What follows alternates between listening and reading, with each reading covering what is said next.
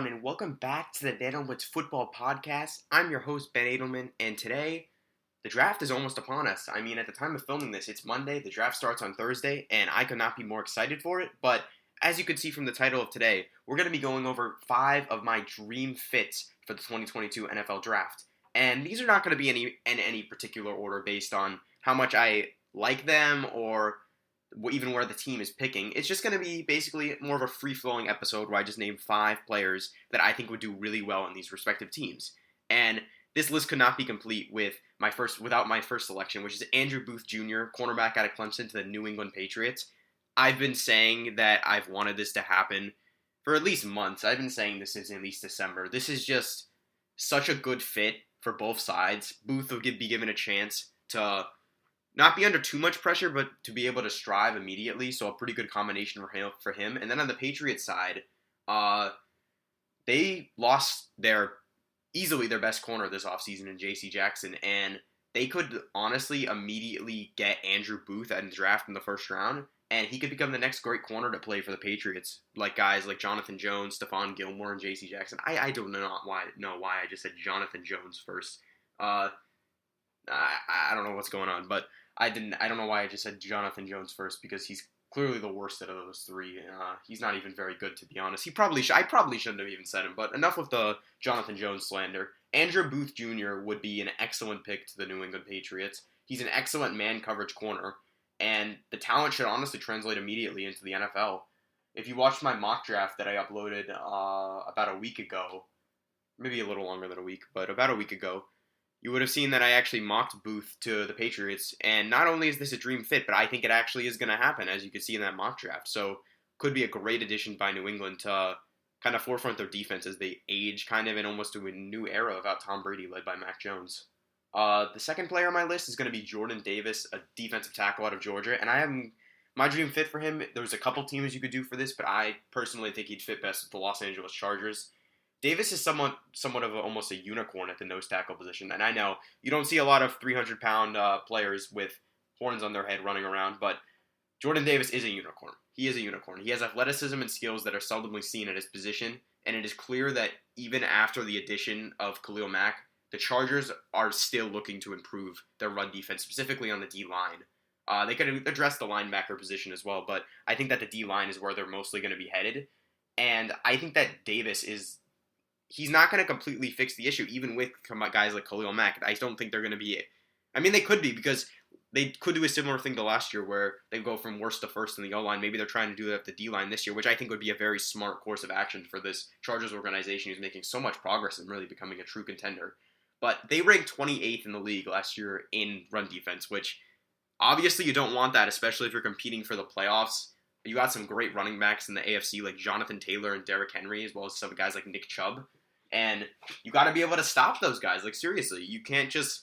I know the league is leaning more towards pass these days, but you can't just let those guys fly under the radar and torch you for 200. You need to have good run defense, and I think Jordan Davis, his unique skill set, I think he would really thrive in this Los Angeles Chargers defense, especially when you throw in the fact that they have so many superstars in that defense: J.C. Jackson, Khalil Mack, Joey Bosa, Derwin James. The list goes on.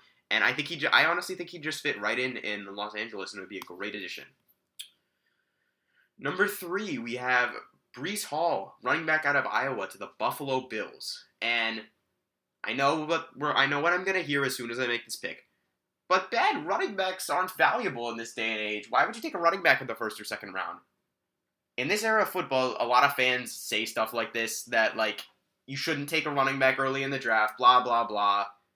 I believe this would be a justified pick, especially if you're a team like the Buffalo Bills, which has pretty much addressed every single other hole on the roster, and I think that they've earned the right through their team building to make luxury picks like this. Calling it a luxury pick is really stupid, because it's not just a luxury pick. This is someone who could contribute right out of the gate. And even, like, for example, like last year, like the Steelers, I still didn't like that Najee Harris pick, but you can't.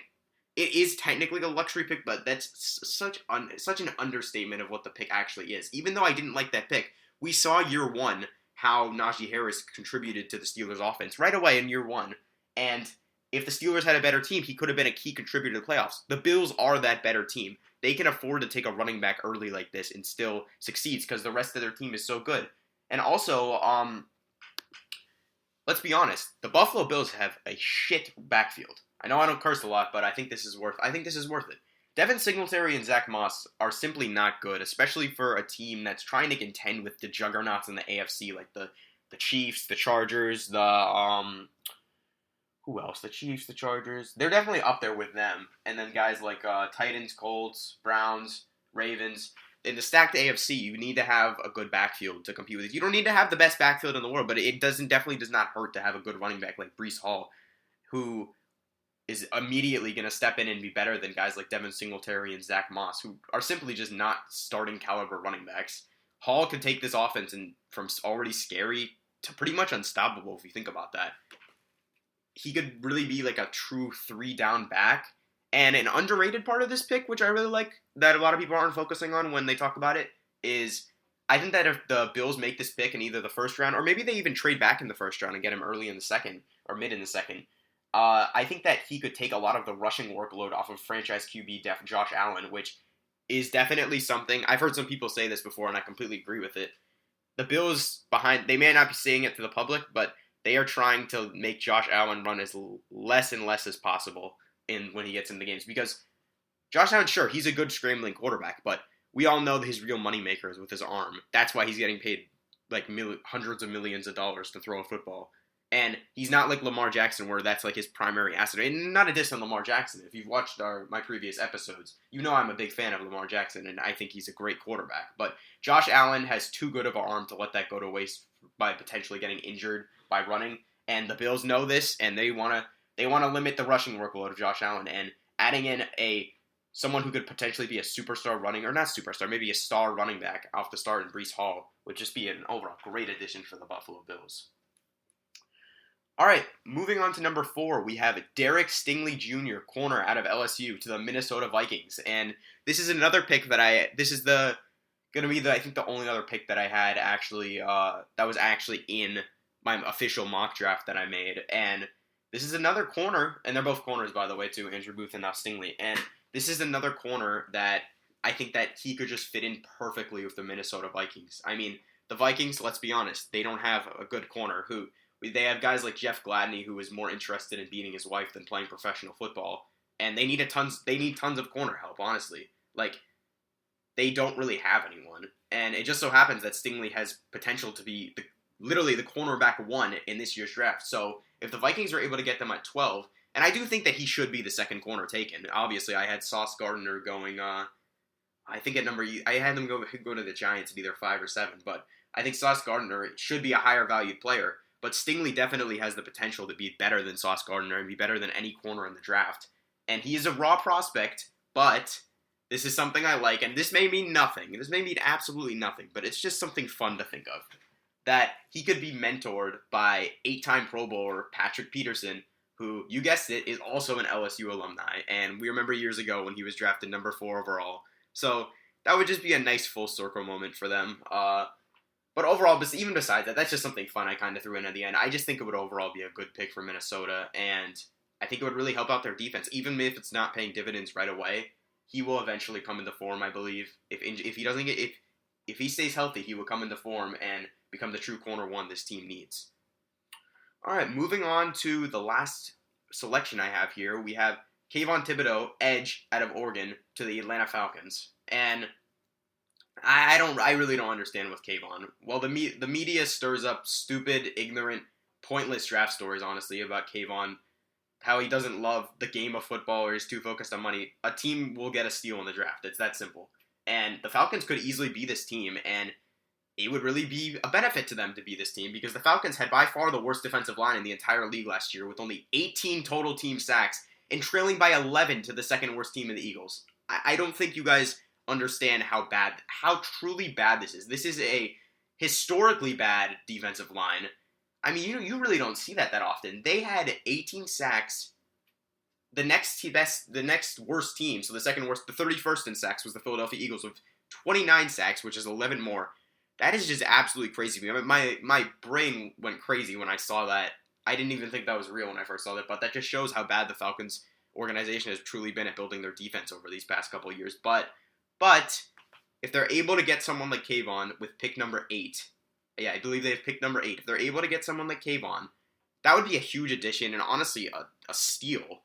Because, in my opinion, Kayvon may very well be the best prospect in the entire draft. Maybe you could put Hutchinson over him, but I think he's definitely better than guys like Trayvon Walker and Jermaine Johnson, who, they're a little off topic, but it was actually rumored today to be picked at number 4 over Kayvon. Like, the Jets would favor drafting Jermaine. I don't know if this is just all white noise, but that would be an absolute stupid selection by the New York Jets. And Kayvon, if the Falcons are really able to get him at 8, he's not going to completely fix their problem on the D-line, but he could provide a very strong foundation to, honestly, a historically bad defensive line. Literally historically bad. And yeah, that's pretty much 5 players that I really want to see on these respective teams. I'll go over them one more time. We got Andrew Booth to the Patriots, Jordan Davis to the Chargers, Breece Hall to the Bills, Derek Stingley to the Vikings, and Kayvon Thibodeaux to the Falcons. And I just really think these guys fit with their schemes and overall would just do well in these systems. I am so hyped for the draft, and this is probably going to be the last thing I put out before the draft, but I really hope you guys enjoyed watching. I'm going to be watching the draft on Thursday with Ethan and a couple other friends, and all I'm going to say is hopefully the Panthers take someone good. But I'll be watching for all the other picks. I'll be watching for all the other picks too. I can honestly give my thoughts that night or the next day. You'll definitely be hearing a lot of thoughts. We'll have a whole episode about it. Maybe I'll bring Ethan on for that episode as well.